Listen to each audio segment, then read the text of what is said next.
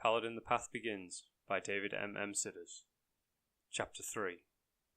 Luna had been tracking her quarry for hours now, her father, the Elven King, having tasked her and the hunter unit to thin the herds around Keldron's borders for the coming winter. The other herds had been quick work, taking only a few days. This particular herd, though, had been moving at speed for hours now, and she was beginning to get frustrated how long it was taking them. She moved nimbly through the forest brush, her centuries of experience allowing her to avoid such things easily. Every now and again she'd catch a glimpse of her comrades as they tried to keep pace.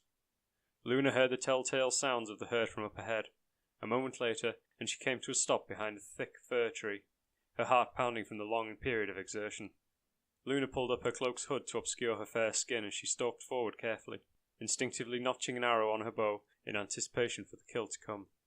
Up ahead stood the deer herd they'd been tracking. This herd had long given them problems, once again growing too large. Luna detested this aspect of her station. She knew it was necessary to keep the herds manageable, and as an order from the king, not one she could disobey. She drew her bowstring to her cheek, taking aim quickly, and loosing an arrow as 3 more flew from the trees around her, 4 of the deer falling to the ground dead. The rest of the herd paled at the sight, scattering into the forest in panic. Luna dropped her hood, letting out a deep sigh now that the job here was finally done. "Let's get them loaded," she shouted to her comrades, striding forward from the tree line to inspect the kills. The others emerged shortly after her, Fiora her sister, Jake her first wing, and Finn, who she believed was a cousin, though her father had never acknowledged him as such. The kills were remarkably clean, she noticed, the animals having died instantly from all 4 arrows. It was a rarity with 2 novices present. They each gathered up a deer carcass. Now began the long haul back to the cart at the roadside with Keon.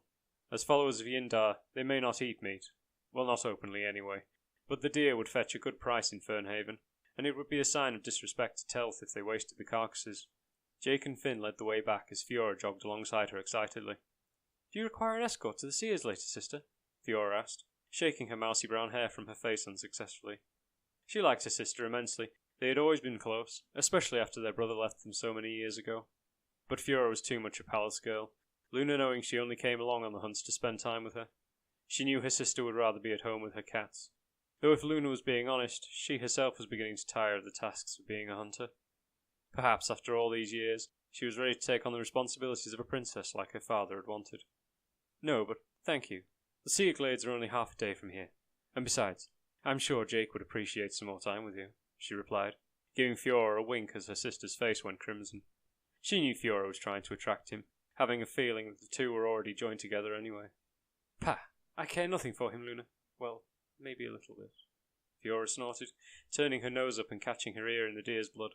Fiora squeaked innocently, dropping the carcass and wiping her ear frantically with her sleeve. Luna couldn't help snorting with laughter. She realised it was childish, though. She was nearly 300 after all, and it was only a matter of time before her father would find a suitable mate for her joining. It would be in the best interest of the kingdom, though, not her own. "The cart's just ahead now," Finn shouted excitedly from up ahead. It was his first hunt, and his elation at his hard training having paid off so quickly was making him burst with energy. She had to admit, though, it was a rare occurrence for such perfect kills on a first hunt. As the 4 of them deposited the carcasses onto the back of the wooden cart carefully, the shy horse snorted and stamped impatiently. Her father had been impatient for their task to be done so close to winter, allowing her the use of the rare beast.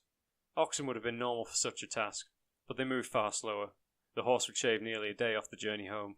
The others climbed aboard the wagon without her, Luna having an appointment with the Seers to the east on the behest of her father.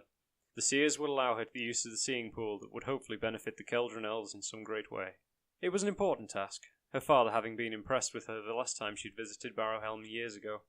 Her visions had been clear and concise the last few visits, and they had helped her father gain new alliances and given him domain over the Fernhaven. So she was to go again now, knowing her father wanted more territory in the face of the paladins massing in the east, though she knew he was loath to go south into Vielden for land, the place people were now calling the Plague Lands. "I'll meet you at the road to Keldron in 4 days, Jake. If I'm not back by then..." "Wait longer," she told Jake with a smile, pulling her cloak tight around her. She hoped to avoid the bite of winter that was surely due in the coming weeks, but delays were always inevitable. "Of course. Just stay safe, Luna. I've spotted evidence of bandits these past weeks," Jake told her with a nod of acknowledgement, tapping Keon on the shoulder who set the horse to moving. 4 days, sister, and don't you dare be late," Fiora said to her sternly, wagging her finger. "But of course. See you then, sister," Luna replied, waving them away. And as the cart rumbled down the road, Luna noticed Fiora hop onto the driver's bench beside Jake and smiled. It just confirmed to her that Fiora had found her joined, though in truth she had known the two were destined for each other the moment they had met months ago. Luna just wished she could meet the one she resonated with herself. She pulled up her hood, dashing onward through the forest towards Barrowhelm, the place of the Seers. Luna made excellent time to the Seers' Glade, her centuries of running the forest with the hunters giving her the skills to navigate the forests easily in an almost super-elven time. The forest came alive as Luna came within the hallowed grounds of Barrowhelm. She passed under a great canopy formed by old oaks and willows that were impossibly tall. Though as she passed into the glade, Luna noticed dozens of freshly dug graves outside. She'd never seen graves here before. She began to hear birds singing in chorus from all around, and a multitude of animals wandering the grove oblivious to her. Wolves and deer, bears and elk, here all manner of creatures lived, though many not native to this part of the world, and as she passed by several pretty dryads, their skin a luminescent green in the canopy light, she was reminded then that others here were not even of this world, the dryads bowing to her in greeting before running deeper into the glade giggling. Here all was in harmony, where no violent thought could be formed and no death happens, though she swiftly conjured the image of the grave markers and shivered. Luna felt immediately at peace walking under the great willow arch that acted as an entrance to the Seers' Hall, the place itself a mass of interwoven trees creating a semblance of an old human dwelling. Everything here was alive, she thought, right down to the buildings themselves, and even after so many visits it still awed her. As she had expected, the Seers were ready for her, standing in a semicircle along the walls of the hall. They truly could see the future, she thought, bowing in reverence to the Seers. Luna knew she was easily a few hours earlier than she had planned.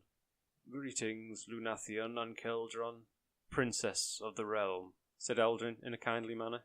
An elf that her father had postulated was over 3,000 years old, and could remember the dwarves of legend, though, like the rest of her people, he seemed no older than a human of 20 years. "Greetings, Aldrin," she replied, her knee-high leather boots and tunic creaking slightly as she straightened. She'd need a new tunic, she decided, though she'd owned this one nearly 40 years now and was loath to part with it. Perhaps Hearing could fix it when she got home again. "Have you brought tribute, girl?" boomed Gortoth, a grizzled black orc sounding angry as always, his bulging muscles noticeable, even with his billowing seer's robe covering him. He had been a great warlord once, Aldrin had told her last year. Then Telf, the lord of the forest, had come to him in a vision.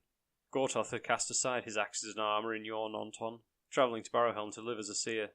It seemed almost comical to her that an orc could live in peace, let alone here in perpetual harmony.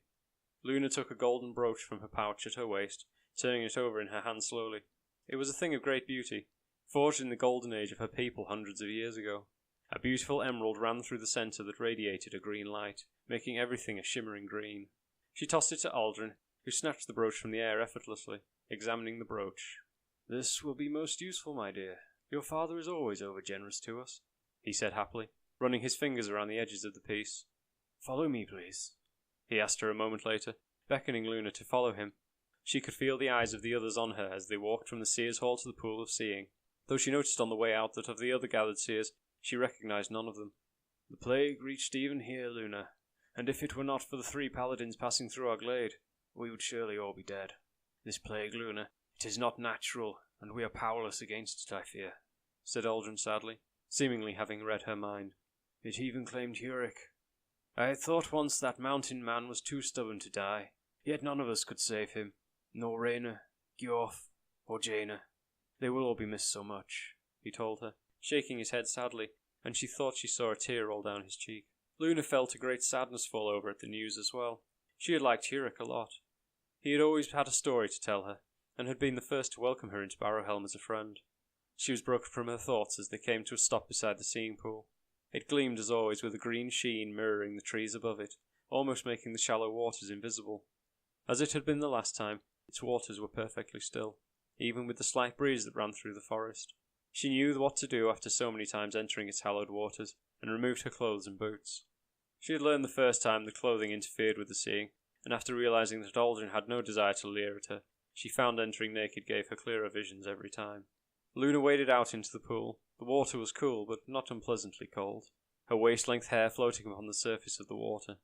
She stopped upon reaching the centre, leaning back and letting herself float upon the surface, feeling strange as the water remained still, almost as if it were a bed. She closed her eyes and started to clear her mind of all thoughts, feeling the gentle breeze roll over her exposed skin. Luna was soaring over Keldron City, and from this vantage point, the city was breathtakingly beautiful. the sunlight glinting off the almost glass-like spires of the castle, the white walls shimmering in the brilliant light reflecting back from the sun. She guessed the event was close at hand, as she spotted her people still wearing their autumn clothing, the last of the harvest being carted into the city. She scanned her home quickly, but she could see nothing of note. There must be something here, though, as the visions were never pointless. Then came a cry of anguish, loud enough for her to hear even this high up. A great commotion was erupting from the market square below, and as she manoeuvred her form closer, the vision was suddenly gone, replaced by darkness as she was standing in a clearing, by the ruins of an old tower where a lone figure was surrounded by men. She felt something triggered in her brain. She felt her face flush and her heart race. The visions flashed before her mind's eye quicker and quicker now that she had broken her concentration. She was beside a great blackened tree now, then Fiora's face. That was one moment joyous, and the next pained unbearably. A village utterly destroyed, its people weeping in anger, their faces twisted with hate.